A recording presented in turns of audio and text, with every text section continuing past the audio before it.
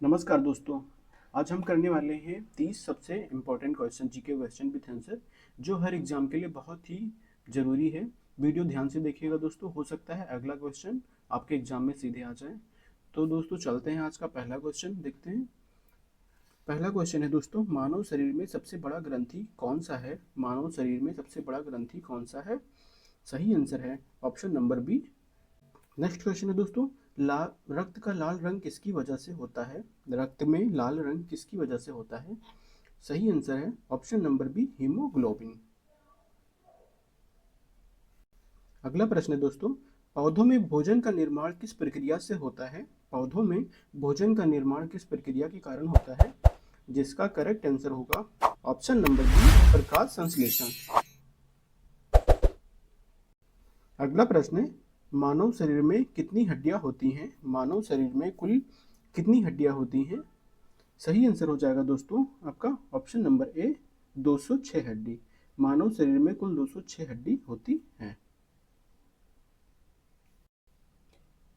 DNA की संरचना किसने बताई थी? डीएनए की संरचना किसने बताई थी? सही आंसर है ऑप्शन नंबर बी, वाटसन और क्रिक। वाटसन और क्रिक के द्वारा डीएनए की संरचना बताई गई थी। नेक्स्ट क्वेश्चन है दोस्तों, मानव शरीर का पावर हाउस किसे कहा जाता है? मानव शरीर में पावर हाउस किसे कहा जाता है? सही उत्तर है ऑप्शन नंबर सी, माइटोकॉन्ड्रिया। मानव शरीर का पावर हाउस माइटोकॉन्ड्रिया को कहा जाता है। अगला प्रश्न है दोस्तों, पौधों में जल और खनिजों का परिवहन किसके द्वारा होता है? पौधों में जल और खनिजों का परिवहन किसके द्वारा होता है? सही आंसर है ऑप्शन नंबर बी, जाइलम। पौधों में जल और खनिजों का परिवहन जाइलम के द्वारा होता है। अगला प्रश्न है दोस्तों, पाचन तंत्र में इमाइलेज एंजाइम किसके पाचन में सहायक होता है? इमाइलेज एंजाइम किसके पाचन में सहायक है? जिसका सही उत्तर है option number B, carbohydrate. Next question है दोस्तों, ब्लड ग्रुप की खोज किसने की थी? ब्लड ग्रुप की खोज किस वैज्ञानिक ने की थी? सही उत्तर है दोस्तों option number A, Karl Landsteiner. अगला प्रश्न है, मनुष्य के शरीर का सामान्य तापमान कितना होता है? मनुष्य के शरीर का सामान्य तापमान कितना होता है? सही आंसर है option number B, 37 degree Celsius या 98.4 डिग्री फ़ारेनहाइट होता है। अगला प्रश्न है, मानव शरीर का सबसे कठोर पदार्थ कौन सा है? मानव शरीर का सबसे कठोर पदार्थ किस पदार्थ को माना जाता है? सही आंसर है ऑप्शन नंबर बी, दांत का इनेमल। मानव शरीर में सबसे कठोर पदार्थ दांत का इनेमल को माना जाता है। अगला प्रश्न है दोस्तों, रक्त शुद्धिकरण का कार्य कौन करता है? रक्त शुद्धिकरण का कार्य कौन करता है? सही आंसर है ऑप्शन नंबर सी, गुर्दा यानी कि किडनी। रक्त का शुद्धिकरण किडनी करता है। अगला प्रश्न है दोस्तों, प्रकाश संश्लेषण के दौरान कौन सी गैस निकलती है? प्रकाश संश्लेषण के दौरान कौन सी गैस निकलती है? सही आंसर है ऑप्शन नंबर बी, ऑक्सीजन। अगला प्रश्न है दोस्तों, मलेरिया किसके काटने से फैलता है? मलेरिया किस जानवर के काटने से फैलता है? सही आंसर है ऑप्शन नंबर ए, मादा एनाफिलीज मच्छर। हृदय का पेसमेकर किसे कहा जाता है? सही उत्तर होगा दोस्तों ऑप्शन नंबर ए, एसए नोड। हृदय का पेसमेकर एसए नोड को बोला जाता है। नेक्स्ट क्वेश्चन है, श्वसन तंत्र का मुख्य अंग कौन सा है? श्वसन तंत्र का मुख्य अंग कौन सा होता है? सही उत्तर है ऑप्शन नंबर बी, फेफड़ा। अगला प्रश्न है दोस्तों, इंसुलिन हार्मोन किस ग्रंथि से निकलता है? इंसुलिन हार्मोन किस ग्रंथि से निकलता है? सही उत्तर है ऑप्शन नंबर बी, पैनक्रियाज अग्नाशय। इंसुलिन हार्मोन पैनक्रियाज या अग्नाशय से निकलने वाला ग्रंथ होता है। अगला प्रश्न है, पौधे का कौन सा भाग भोजन फैक्ट्री कहलाता है? पौधे का कौन सा भाग भोजन फैक्ट्री कहलाता है? सही उत्तर है ऑप्शन नंबर बी, पत्ती। अगला प्रश्न है दोस्तों, मनुष्य के शरीर में रक्त का रंग लाल क्यों होता है?